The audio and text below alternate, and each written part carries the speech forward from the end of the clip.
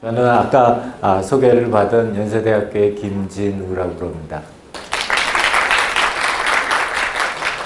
오늘 제가 말씀드리고자 하는 내용은 디지털 치료제라고 하는 것에 대해서 먼저 좀 말씀을 갖다가 드리려고 하고요. 그 다음에는 그 디지털 치료제로부터 시작해서 그 다음 단계에 과연 어떤 것이 나올 것인지에 대해서 한번 현재 진행되고 있는 사항들을 갖다가 간단하게 말씀드리도록 하겠습니다. 아무리 좋은 강의도 점심시간을 갖다가 방해하면 안 좋은 강의가 돼서 빨리 진행을 갖다가 하도록 하겠습니다. 저희 첫 번째 말씀 수업부터 드리면은 보통 우리가 이제 케미칼 베이스의 스몰 몰레큘 기반의 치료제에서 이제 바이오 지네틱 치료제, 그 다음에 요새 이제 많이들 얘기하는 게 디지털 헬스, 또 디지털 치료제, 이런 이야기를 하고요. 이제 그 다음 단계는 뭐가 될 건지에 대해서도 고민을 많이 하는데요. 일단 현재까지의 굉장히 중요한 핵심 키워드는 이 디지털 헬스라고 하는 쪽을 많이들 관심들 가지고 있습니다.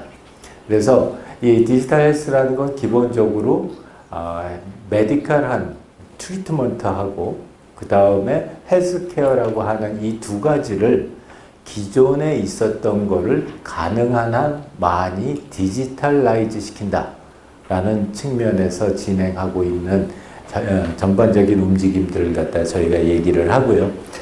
과연 그러면 최근 들어서 아마 요새 굉장히 매스컴에서도 많이 이야기를 갖다 하시고 또 일반 국가에서도 많은 관심을 가지고 계신데요. 그럼 왜 이렇게 관심을 가지게 됐나를 생각을 해보면은 저는 한 3가지 정도의 계기가 있었다라는 생각을 합니다. 그래서 첫 번째, 저는 이 코비드 19이 굉장히 큰 영향을 미쳤다라는 생각을 합니다. 워낙 저희가 그 전에도 이런 디지털 기술을 이용해서 치료나 또는 모니터링 또는 진단하는 것이 가능하기는 했었는데 아무래도 국민들이나 또는 의료계에서 이런 디지털 기술을 이용한다는 것 자체에 대해서 거부감들도 굉장히 많으셨죠. 근데 우리 코로나 때문에 그런 거부감들이 많이 줄어든 게 아닌가 하는 생각이 들고요. 두 번째는 저는 그동안에 우리가 생각하고 있었던 이런 AI 기술이나 센싱 기술들이 과거에 비해서 이제는 제법 의료기기나 또는 치료제로 사용할 만큼 상당히 수준이 높아졌다. 이렇게 말씀을 드릴 수 있겠습니다. 그 다음에 세 번째로는 아마 제일 큰 변화의 요인 중에 하나인데요. 제도가 바뀌기 시작을 했습니다. 그래서 미국의 US FDA가 2019년도에 이 가이드라인을 내놨는데요. 그게 어떤 가이드라인이냐면 이제서부터는 소프트웨어만 가지고 어떤 질병을 치료하더라도 그 소프트웨어를 케미칼 베이스나 지네릭 베이스의 약하고 동일하게 처리를 해주겠다. 그 얘기는 무슨 얘기냐면 의사 선생님이 처방하시고 그 다음에 보험회사에서 수가로 인정해가지고 보험으로 지급을 한다는 그런 의미입니다. 2019년도에 그 발표를 US FDA가 하고 나서 설마 진짜 그렇게 될까라고 생각을 했는데 2020년도서부터 시작해서 US FDA가 실제로 허가를 주기 시작을 했습니다. 그래서 미국에는 현재 20여 개의 치료제, 소프트웨어만 가지고 특정 질환을 치료하는 그런 치료제들이 이미 인허가를 받았고요. 우리나라는 조금 늦었지만 작년에 저희가 우리나라도 그러면은 이 미국 US FDA하고 같은 맥락에서 이 디지털 치료제에 대해서 인허가를 주겠다라고 발표를 했습니다. 그래서 저희가 이런 디지털 치료 시장이라고 하는 거는 굉장히 최근의 일이고요. 그러니까 기껏해야 2019년도에 시작을 했으니까 이제 한 3, 4년 된 그런 굉장히 새로운 분야라고 보시면 될 것 같고요. 여기서의 또 그 안에서도 그렇게 세대를 좀 구분을 하자면 제일 첫 번째 세대는 진단 쪽에 포커스를 했습니다.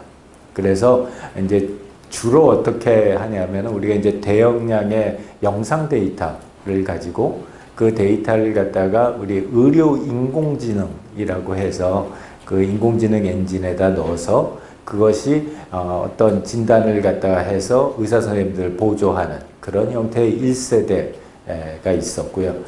2세대는 지금 막 한참 많이들 하고 있습니다. 그게 이제 DTX라고 약자로 얘기를 하는데요. 이 DTX는 치료 쪽에 포커스를 합니다.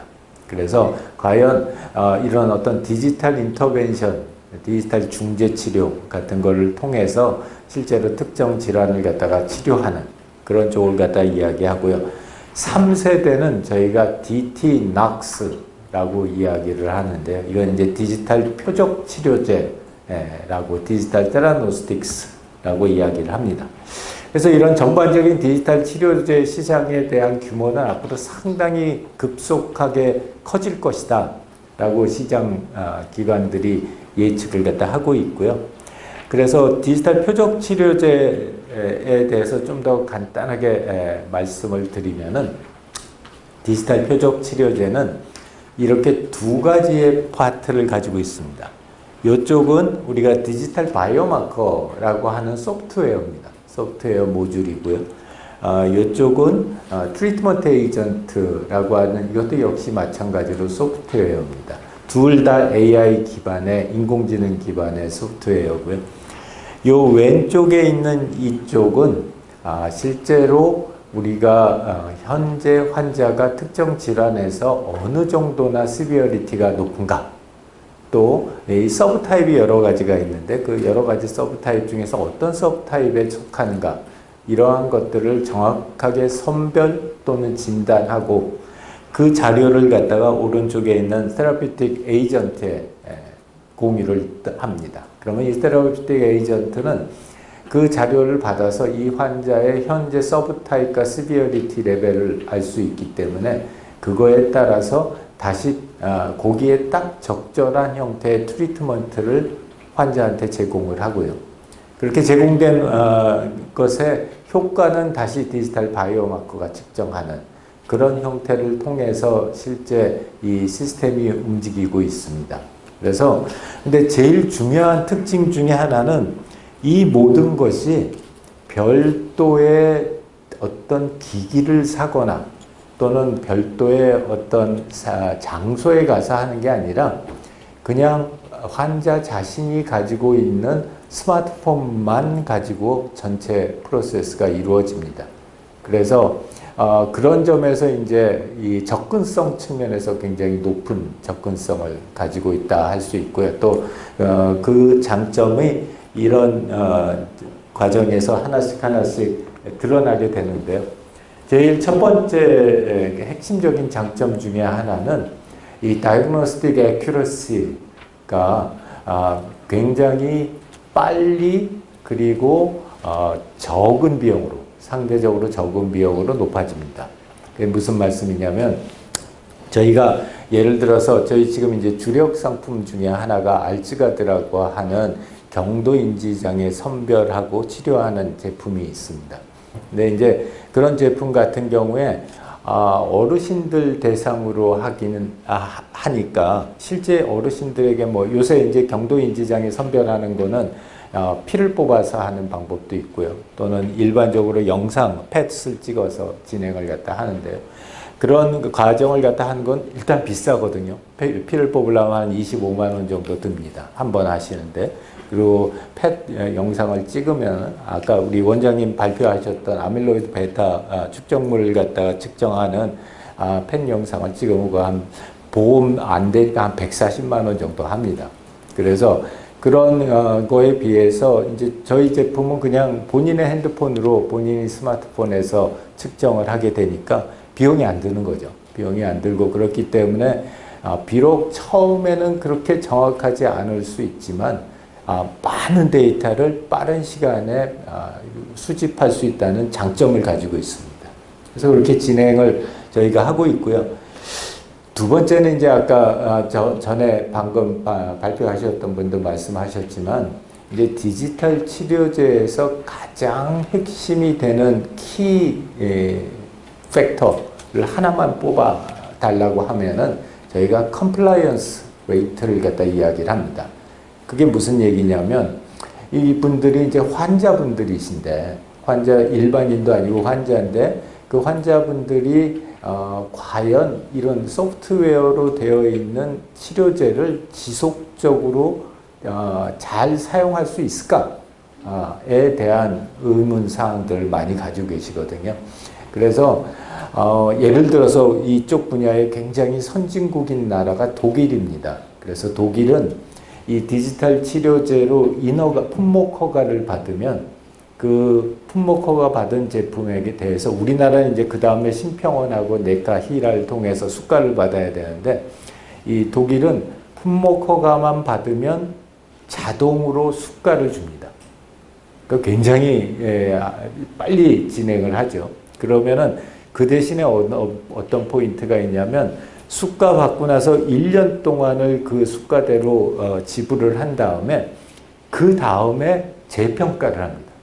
뭐를 재평가를 하냐면 자 실제 세상에서 환자들이 썼는데도 과연 임상시험에서 썼던 것처럼 동일한 수준의 효과가 있느냐 그리고 환자들이 그만큼 잘 따라서 사용을 했느냐 하는 걸 측정을 하고 그게 오카이 받으면 이제 영구적으로 수가를 갖다 인정을 해주는 그런 상태의 제도를 가지고 있습니다. 이제 그런 것처럼 이런 트리트먼트 쪽에서는 이 디지털 쪽에서의 가장 핵심은 컴플라이언스를 어떻게 높이느냐 하는 거고요. 저는 전공이 HCI라고 하는 전공을 30년 넘게 한 40년 넘게 했습니다. 그 HCI라는 전공은 Human Computer Interaction 그래서 사람에게 잘 편하게 즐겁게 사용할 수 있는 컴퓨터 시스템을 만드는 게 제 전공이고요. 그러다 보니까 자연스럽게 저희 이 디지털 치료나 디지털 헬스 쪽으로 제가 넘어오게 됐습니다. 그래서 현재 저희 회사에는 이렇게 동일한 아까 보셨던 그 소프트웨어 아키텍처를 가지고 현재 6개의 제품을 저희가 파이프라인에 가지고 있습니다. 제품도 굉장히 다양한 제품들인데 제일 위에 있는 알츠톡은 이제 제가 조금 이따가 조금 자세하게 실제로 이 디지털 치료제가 어떻게 움직여지는가 하는 걸 갖다가 한번 보여드리도록 하고요. 그 밑에 있는 앵자이렉스는 범불안 장애 치료제입니다. General Anxiety Disorder, GAD를 대상 질환으로 하고 있고요. 그 밑에 있는 폼이는 아동들, 초등학교 1, 2학년과 유치원 마지막 학년에 있는 아동들의 ADHD 치료하는 치료제 있고요. 그 밑에 있는 퍼터커는 뇌졸중 환자들의 마비말 장애, 디사스리아를 치료하는 치료제이고요. 그 밑에 히어로는 히어링 로스, 즉 어르신들의 난청을 치료하는 치료제이고, 제일 마지막에 있는 리보는 폐경기 여성 환자의 근감소증, 사코피니아를 치료하는 그런 치료제로 현재 개발 중에 있습니다. 그래서 이제 그 중에서 저희 주력 상품 중에 하나인 알츠가드에 대해서 한번 설명을 드리도록 하겠는데요. 우리가 이제 요새 치매 쪽을 당연히 다들 걱정들 되게 많이들 하시고요. 그 걱정을 하시는 것 중에 이제 가장 키로 생각하는 것 중에 하나가 어떻게 하면 프리클리닉 단계에서 전 임상 단계에서 그러니까 증세가 나오기 전에 이분이 이렇게 치매로 움직여질 확률이 높다. 그런 걸 미리 조기에 선별을 해서 저희 알려드릴 수 있으면은 그렇게 되면은 아시다시피 이제 디멘시아 단계에 들어가면은 저희가 리버서블 하지 않기 때문에 되게 이제 진행 속도만 늦추는 치료를 하게 되는데요.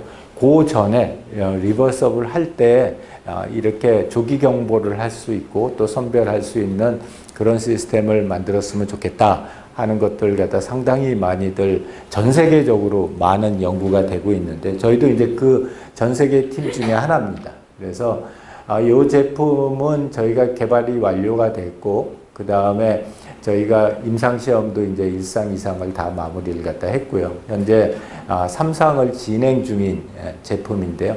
크게 두 가지가 있습니다. 컴포넌트가. 하나는 실제 이제 그 현재 어르신들의 상태가 어떤지를 측정하는 그 컴포넌트가 있고, 두 번째는 그 현재 어르신들의 상태에 맞춰서 적절한 종류의 실제 트리트먼트를 제공하는 파트가 있는데요. 이 파트 알츠가드 2.0은 어르신들의 상태를 갖다 조기에 선별하는 것이고요. 이것도 역시 어르신들이 가지고 계시는 핸드폰만 가지고 진행을 합니다. 그래서 별도의 장치 없이 진행을 갖다 하고요. 저희가 크게 세 가지의 디지털 바이오마커를 사용을 합니다. 하나는 키스트로크 마커고요. 그 다음에 또 하나는 보이스 마커고, 세 번째는 저희가 트래킹 마커, 아까 안구에 대한 말씀 많이 주셨는데 그 안구 운동과 관련된 마커입니다. 하나씩 잠깐 보시면은 키스트로크 마커는 종래에 지금도 많이 병원에서 사용하시고 계시는, 예를 들어서 SNSB 같은 인지행동 검사를 갖다가 그 전문 그 기기가 아니라 어르신들의 핸드폰에서 직접 하실 수 있게 그렇게 구현한 거고요. 두 번째는 저희가 아이 트래킹을 갖다가 진행을 갖다 하고 있는데요. 사켓 무브하고 안티 사켓 무브, 그 다음에 이제 스무스 펄스 이렇게 세 가지를 가지고서 진행을 갖다 합니다. 간단하게 데모를 하나만 보여드리겠습니다. 여기서 이렇게 보셨을 때 이게 안티 사켓 무브여서요. 여기에 있는 파란 점이 어르신 핸드폰 가운데 딱 오고요. 그러면 이제 어르신은 뭘 하시라고 그러냐면 요 파란 점이 오른쪽으로 움직이면 시야를 반대인 왼쪽으로 보시라고 그러고, 그 다음에 이게 왼쪽으로 파란 점이 움직이면 오른쪽을 보라고 합니다. 그리고 여기에 있는 요 빨간색 닷은 어르신들의 실제 눈동자가 어디에 맺혀져 있는지를 저희가 리얼타임으로 추적을 합니다. 그래서 이게 과연 이 안티사케딕 무브먼트가 잘 되시는 분들은 원이 오른쪽으로 가서 빨리 왼쪽으로 가셔야 되고, 반대로 또 왼쪽으로 가서 빨리 오른쪽으로 가셔야 되는데, 왼쪽에 계신 분은 정상군이시고요. 정상군이셔서 실제로 보시면은 이렇게 움직이십니다. 이렇게 보시는 것처럼 100%는 아니지만 그 원의 그 파란색 원이 움직이는 것과 반대 방향으로 나름 잘 하시고 계시잖아요. 자, 오른쪽에 계신 분은 오히려 젊으신데 60대 초반이신데 경도인지 장애가 상당히 많이 진행이 되신 분이고요. 이분의 안구 운동을 갖다 한번 다시 보시겠습니다. 보시면은 실제 그 파란색 움직임하고 아주 상관없이 눈동자 시선이 굉장히 불규칙하게 움직이는 걸 갖다 보실 수가 있습니다. 그래서 저희가 이런 테스트들을 갖다가 저희 이것뿐만이 아니라 사케딕이나 스무스 펄스까지 같이 진행을 하고 있고요. 세 번째는 보이스 마커인데요. 이 보이스 마커는 저희가 어르신들에게 이 오른쪽에 보이는 콩쥐파치 같은 그림, 워낙은 이제 이게 서양에서는 저 보스턴 쿠키집이라고 아주 유명한 그 태스크가 있는데 그거를 한국 스타일에 맞춰서 저희가 변형을 했고요. 그래서 이런 콩쥐파치를 보고서 생각나시는 대로 한번 말씀을 갖다 해 주십사라는 건데요. 한번 들어보시죠. 이분은 정상군이고 남자 67세십니다. 콩쥐가 계모와 계모 딸에게 구박을 하는구나. 물을 주려고 가네요. 이렇게 하시는데요. 위험군에 있는 여성분은 오히려 젊으신데 한번 들어보시면 이런 차이를 보실 수가 있습니다. 콩쥐가 계모와 계모 딸에게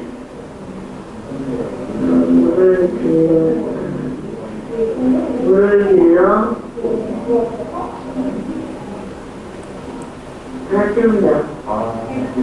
아마 이렇게 들으시면은 큰 차이가 있다는 걸 갖다가 아실 수가 있을 텐데요.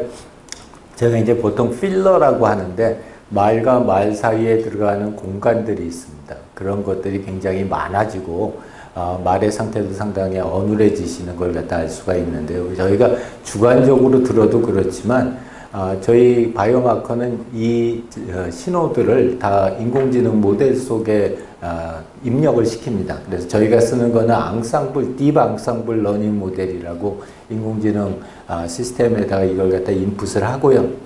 그렇게 하고 또 이 오버샘플링 테크닉이라는 인공지능 기법을 써서 저희가 하게 되면은 이 지금 저희가 지지난 주에 대한치매학회에서 발표를 했고 다음 주에 이제 미국 가서 발표를 하는데요.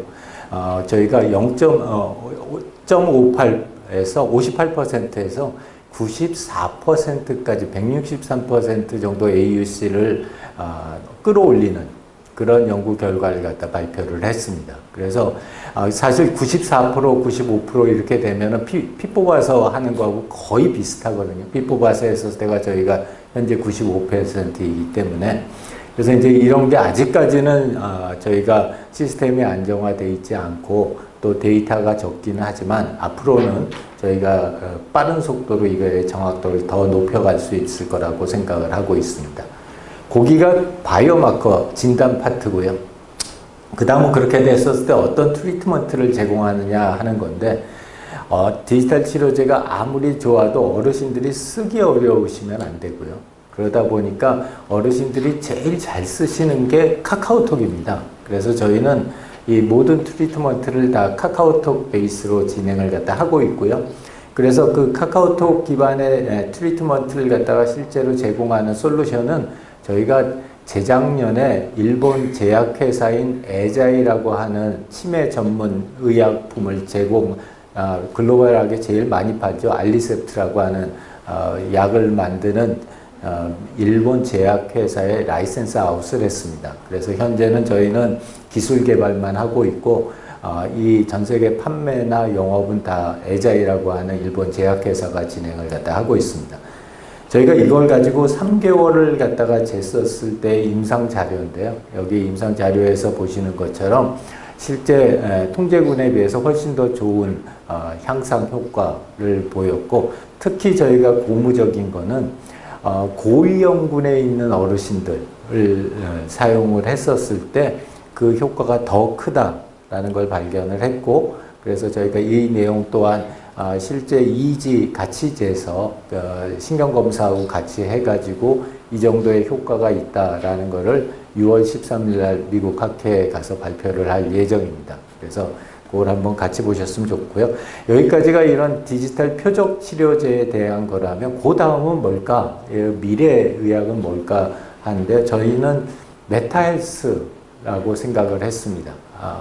그래서 메타헬스, 저희가 아까 보셨지만 저희는 디지털 표적 치료제를 전문적으로 만드는 회사이고요. 근데 저희가 지금 도모하는 거는 이런 메타헬스를 통한 새로운 의료 체계 속에서 저희가 개발한 디지털 치료제가 적극적으로 치료의 옵션으로 사용될 수 있으면 좋겠다 하는 생각을 해서 현재 인터메타 하스피탈이라고 하는 메타버스 상에서의 종합병원을 구축하고 있는 상태인데요. 여기서 이제 인터내셔널 메타버스라고 하는 거는 일단은 우리나라에서는 아직 앞서 발표하셨던 분이 이 원격 의료에 대한 이야기를 말씀을 많이 주셔서 저희는 이거는 첫 번째로 이 대상을 해외 환자를 대상으로 하고 있는데요. 예를 들어서 이 시나리오를 보시게 되면은 외국에서 태국에서 유방암 판정을 받은 외국 환자가 그 나라에 있는 의료진을 통해서 이 메타버스 병원인 인터메타 하스피탈에 대한 소식을 듣고 우리나라가 워낙 뭐 유방암 쪽에 수술을 잘 하시니까 우리나라로 수술을 받으러 비행기를 타고 오시고요. 그래서 일단 첫 번째 단계는 우리나라에서 진단을 받으시고 수술을 받으신 다음에 그 다음에 여기서 기본적인 입원 치료를 받으시고 그 다음에 퇴원을 하실 때 이제 이 병원에 인터메타 병원에 등록을 합니다. 그러면 등록된 그 환자는 실제로 태국에 돌아가셔서는 한 달에 한 번씩 이렇게 우리나라처럼 오시는 게 아니라 태국에서 인터메타에 있는 환경을 통해서 그쪽 환경에서 있는 자료에서 실제 치료를 갖다 상담을 하고요. 그 다음에 그 어떤 치료제의 변형이 필요할 때는 아까 말씀드렸던 디지털 치료제 하고 그 다음에 이 실제 세상의 약국에서 살 수 있는 치료제를 동시에 메타버스에서 처방을 갖다 하고요. 그렇게 해가지고 이 자료들이 주치의한테 전달이 되고 그래서 3달 후에 실제로 이제 체크업을 받으실 때만 다시 한국으로 돌아오셔서 검사를 받으시고 그 중간중간에 어떤 컴플리케이션이 발생하면 태국에 있는 로컬 병원하고 우리나라에 있는 인터메타가 같이 협진을 하는 형태로 진행을 합니다.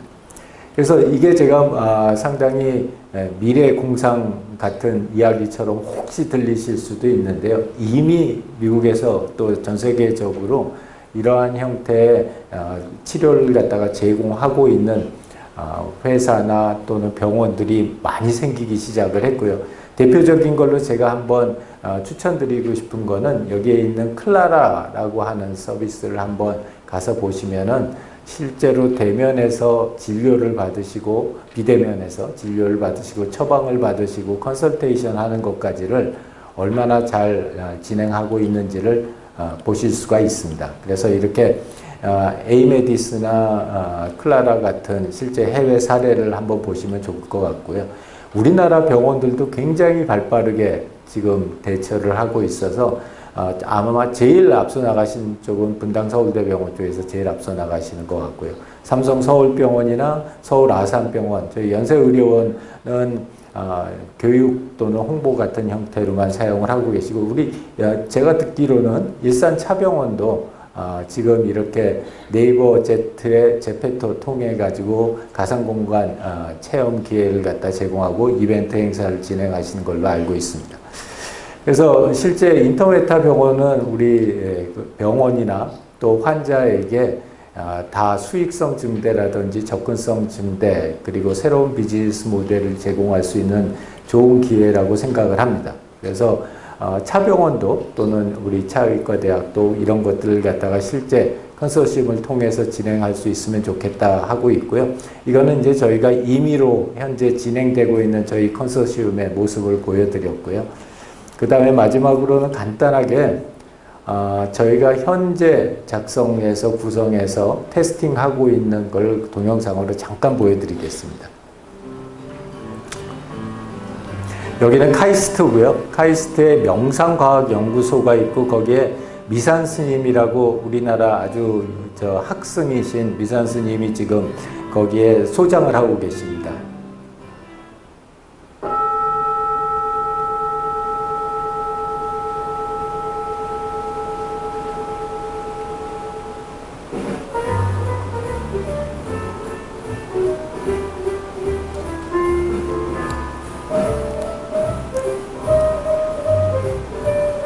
그리고 이 마인드 가드는 저희가 범불안 장애 치료제로 지금 식약처 확증적 임상 시험을 하고 있는 겁니다. 그리고 어디론가 향하는 비행기 타기 위해 조금 기다려야 한다. 소란스러운 공항에서 들리는 말과 그런 소음들은 단지 소리일 뿐이다. 피할 수 없고 듣지 않을 수 없는 단지 시끄러운 소리일 뿐이다.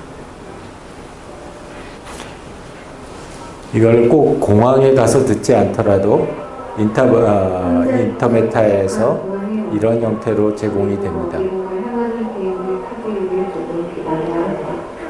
소란스러운 공항에서 들리는 말과 그런 소음들은 단지 소리일 뿐이다. 피할 수 없고 듣지 않을 수 없는 단지 시끄러운 소리일 뿐이다.